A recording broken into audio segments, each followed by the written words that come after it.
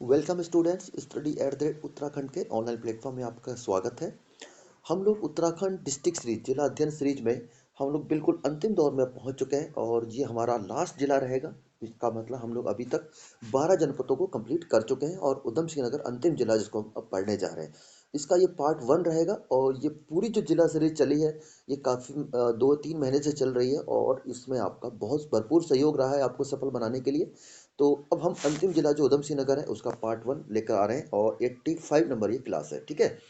तो प्रारंभ से पढ़ते हैं। जैसे हम हर बार स्टार्ट करते हैं, पहले उसकी भौगोलिक संरचना को देखते हैं, उसकी स्थिति को समझते हैं और बेसिक चीज़ें उसको देखने का प्रयास करते हैं। तो जहाँ पर ये रेड कलर से मार्क है, ये उधम सिंह नगर डिस्ट्रिक्ट है। जो मैप लिया गया है ओके उत्तराखंड.com से लिया गया है, बहुत ही बेहतरीन मैप है।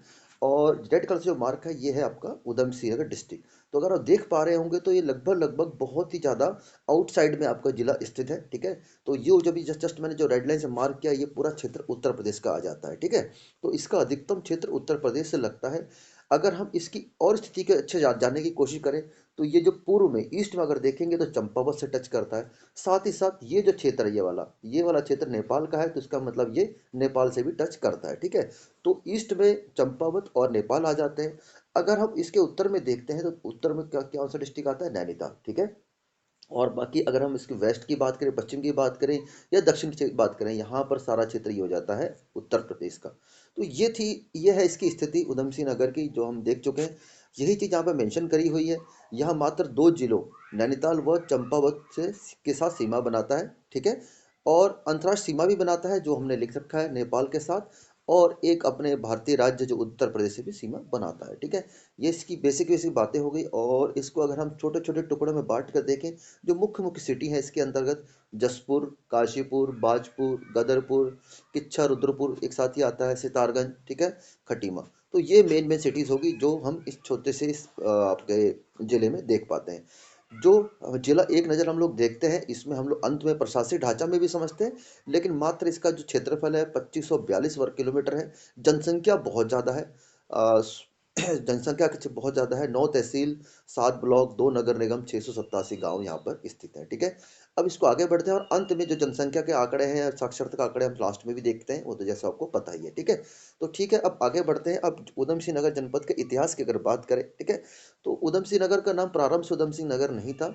जब इस राज्य के जिले का इसका गठन किया गया उत्तर प्रदेश के समय 1995 में इसका गठन किया गया, 30 सितंबर 1995 को, तब इसका नाम जनरल डायर जो थे, जी गलत लगा दिया मैं जनरल डायर के आगे, जो एक बहुत ही क्रूर आपका सेनापति कह सकते हो अंग्रेजों का, उसको मारने वाले सरदार उधम सिंह के नाम पर उधम सिंह नगर पड़ा नाम, ठीक है। ओके। अच्छा, इसका जो मुख्यालय रुद्रपुर में है, ठीक है, रुद्रपुर में। और जिसको चंद्र वंश के राजा रुद्रचंद ने बसाया था, ठीक है। रुद्रचंद के द्वारा इसको बसाया गया था। देखिए, इतिहासकारों के मुताबिक, ठीक है, सैकड़ों साल पहले, ठीक है, अलग अलग इतिहासकार अपने अपनी चीज़ें लिखते हैं, ठीक है। तो मैं उधम सिंह नगर की ऑफिशियल वेबसाइट से इसको मतलब आपको सामने लाया हूँ मैं, ठीक है। तो वहाँ से ये चीज़ मेरी मिली तो मैंने आपके सामने रख दिया है कि सैकड़ों साल पहले रुद्रपुर को भगवान रुद्र के भक्त रुद्र नाम के एक आदिवासी प्रमुख ने स्थापित किया था, ठीक है। अब जैसे रुद्रचंद का जिक्र आ रहा है तो मुगल सम्राट जो अकबर के शासनकाल के दौरान, ठीक है, 1588 में इस भूमि को रुद्रचंद को सौंप दिया गया था अकबर के द्वारा, ठीक है। फिर राजा ने हमलों से मुक्त रहने के लिए यहाँ पे मिलिट्री कैंप की स्थापना करी, मतलब राजा रुद्रचंद की हमें बात हो रही है, ठीक है। तो आगे हम बढ़ते हैं। अच्छा, रुद्रचंद जब एक यहाँ से गुजर रहे थे, एक लोक गाथा है, रुद्रचंद जब यहाँ से गुजर रहे थे उस कारण दलदली भूमि में फंस गया था, ठीक है। तो वहां पर एक उसने मंदिर बनाने का फैसला किया। उस मंदिर का नाम है अटारिया मंदिर, ठीक है। अटारिया मंदिर नजदीक ही है, बस स्टैंड से मात्र 2 किलोमीटर की दूरी पर स्थित है। थोड़ा सा दलदली क्षेत्र है। उसी एरिया के समीप से ही अब वर्तमान में सिडकुल क्षेत्र स्टार्ट हो गया है। अगर आप उधम सिंह नगर जिले के रहने वाले हैं, यहाँ कभी आए होंगे, ठीक है। ओके, आगे बढ़ते हैं। सबसे बड़ी समस्या तब आई थी जब विभाजन की समस्या आई थी, 1948 से प्रारंभ समस्या आई थी।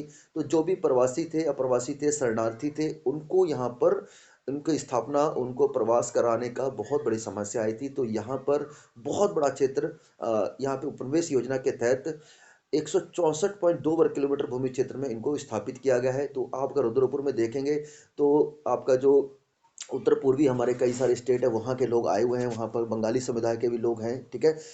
एक रुद्रपुर में पर्टिकुलर जगह बना दिया गया ट्रांजिट कैंप, खेड़ा गांव के पास में, वहाँ भी लोग रहते हैं। एक शक्ति फार्म जगह है, वहाँ भी लोग प्रॉपर तरीके से इस शरणार्थी यहाँ पे निवास करते हैं। ठीक है, तो ये थी इसके उधम सिंह नगर जनपद के इतिहास के बारे में।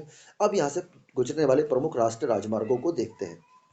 पहले राजमार्ग की बात करें तो सबसे पहले आता है NH09। ठीक है, जो कहाँ से स्टार्ट होता है यहाँ पर आपका रामपुर यूपी से मान के चलिए। ठीक है, यहाँ पे अगर हम इसको देखें तो मैप में अगर देखें हम लोग, ठीक है, तो यहाँ ये जो क्षेत्र है उत्तर प्रदेश का, मैं यहाँ पे मान के चलता हूँ रामपुर यूपी। ठीक है, फिर ये रुद्रपुर पहुँचता है। ठीक है, रुद्रपुर पहुँचने के बाद फिर ये सीधा आगे बढ़ता सितारगंज नानामत्ता होते हुए खटीमा तक पहुँच जाता है। ठीक है, तो ये NH09 और उसके बाद फिर ये आगे भी चला जाता है चंपावत और पिथौरागढ़ की तरफ। ठीक है, तो फिलहाल तो हमारे ज़िले में देखना था इस ज़िले में कहाँ तक जाता है, तो हमने इसको मार्क कर दिया। ठीक है, दूसरा है NH309। ठीक है, NH309 बेसिकली क्या होता है, रुद्रपुर से प्रारंभ होते हुए नैनीताल रामनगर होते हुए ये पौड़ी तक पहुँच जाता है। ये NH09 थलीसैंण पौड़ी तक चला जाता है।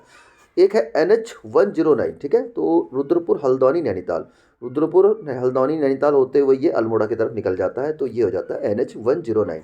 ये कुछ राजमार्ग थे जिनको हम पहले भी पढ़ चुके हैं कई बार, हर डिस्ट्रिक्ट में जहाँ जहाँ ये गुजर रहे हैं तो उसको हम पहले भी पढ़ चुके हैं, और एक अलग से पूरी कंप्लीट वीडियो भी आएगी आपके लिए राजमार्गों से संबंधित। तो उम्मीद करता हूँ ये आपको तीनों आराम से आसानी से समझ आ गए होंगे। अब कुछ उधम सिंह नगर जनपद के प्रमुख स्थलों की बात करें तो एक बहुत ही प्रमुख ऐतिहासिक दृष्टि से स्थल आता है काशीपुर। ठीक है, काशीपुर ऐतिहासिक दृष्टि इसलिए महत्वपूर्ण है कि इसका प्राचीन नाम गोविशाण या उज्जैन नगरी था। ठीक है, तो राजा हर्ष का इसके यहाँ पे बहुत ज़्यादा यहाँ पर आपको चीज़ें देखने को मिलेंगी। ठीक है, तो ये ढेला नदी के तट पर बसा हुआ है। एग्जाम में क्वेश्चन पूछा हुआ है काशीपुर, ऑप्शन में कोसी नदी भी रहता है, तो आप गलती से कोसी मत लगा दीजिएगा, ये ढेला नदी के तट पर बसा हुआ है। ठीक है, काशीपुर की स्थापना 1639 में हुई थी, परंतु इतिहासकार एटेंसन मानते हैं कि इसकी स्थापना 1778 में हुई थी। तो इस हिसाब से आप दोनों ऑप्शन को ध्यान से लेकर चलेंगे। एटकिंसन के अनुसार 1718 में हुई थी। ओके, एक ऐतिहासिक कथा के अनुसार चंद्रवंशी राजा देवीचंद थे, उनके एक अधिकारी थे काशीनाथ, इनके द्वारा बसाए जाने के कारण इसका नाम काशीपुर पड़ा। ठीक है, मुख्य बात है 2013 में काशीपुर को नगर निगम बनाया गया था। ठीक है, नगर पालिका 1872 बनाया गया। बहुत डीपली शायद क्वेश्चन ना पूछे ये वाला, लेकिन फिर भी आपके लिए सारी जानकारी यहाँ पर रखी गई है। ठीक है, ओके, तो अब कुछ देखते हैं काशीपुर में स्थित प्रमुख स्थलों की बात करें तो वो विशाण कर आपके प्रमुख स्थल आता है। हर्षकालीन चीनी यात्री हिनसोंग थे, उन्होंने यहाँ पर आए थे, उन्होंने अपनी यात्रा में इस गोशाण का जिक्र किया था। वो कहता है कि वो मादीपुर से, ठीक है, 66 मील की यात्रा पूरी कर कर गोविशाण नामक स्थान पर पहुँचा था। ठीक है, तो ये तो थी उसकी यात्रा वृत्तांत के बारे में। जबकि यहाँ पे जब खुदाई हुई है तो सिक्के जो मृद भांड प्राप्त हुए हैं, तो इससे ये आपको अंदाजा हमें होता है कि यहाँ पर कुणिदेव व कुषाणों का शासन रहा था। ठीक है, ये सारी चीज़ें थी गोविशाण के बारे में। ये गोविशाण का जो चित्र है, यहाँ पर किला भी बना हुआ है। साथ ही साथ उज्जैन का किला यहाँ पर एक और प्रमुख स्थल है। ठीक है, एक प्रमुख पर्यटक स्थल है, और यहाँ की जो दीवारें हैं ना, ठीक है, गोविशाण के अंतर्गत ही आता है ये। और ये बहुत ही बेहतरीन वास्तुकला का नमूना आप कह सकते हो, क्योंकि इसकी दीवारें 60 फीट ऊंची है। खुदाई के दौरान बाद में पता लगा कि इसकी दीवारें कहाँ तक ऊंची हो सकती है। ठीक है, तो ये उज्जैन का किला के बारे में थी। और अन्य प्रमुख स्थलों की बात करें तो रुद्रपुर, जो हमारा उधम सिंह नगर का मुख्यालय रुद्रपुर में ही है। जैसा कि आपको बताया था कि इसकी स्थापना रुद्रचंद ने करी थी।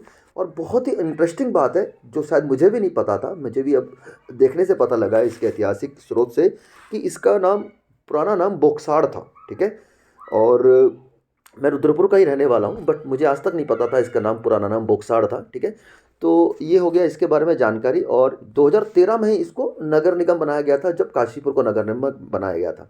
यहाँ पर लगभग 181 फीट ऊंचा तिरंगा लगाया गया है, जो अभी तक जहाँ तक मैं मानता हूँ कि उत्तराखंड का सबसे बड़ा ये तिरंगा रुद्रपुर में ही लगाया गया है, गांधी मैदान में लगाया गया है इसको। ठीक है, गांधी पार्क, सॉरी। ठीक है, उधर अभी रिसेंटली आई थिंक 2021 में इसका उद्घाटन किया था, और मुख्यमंत्री धामी जी के द्वारा। ठीक है, बाजपुर एक प्रमुख स्थान है। ठीक है, इसको राजा चंद शासक बाज बहादुर चंद ने बसाया था, ये प्रमुख बात है। और एक नैनीताल जब हम जनपद पढ़ा रहे थे तो एक दापका नदी के बारे में हमने पढ़ा था, वो बाजपुर से ही राज्य से बाहर हो जाती है। ठीक है, ये बाजपुर प्रमुख स्थान हो जाएगा।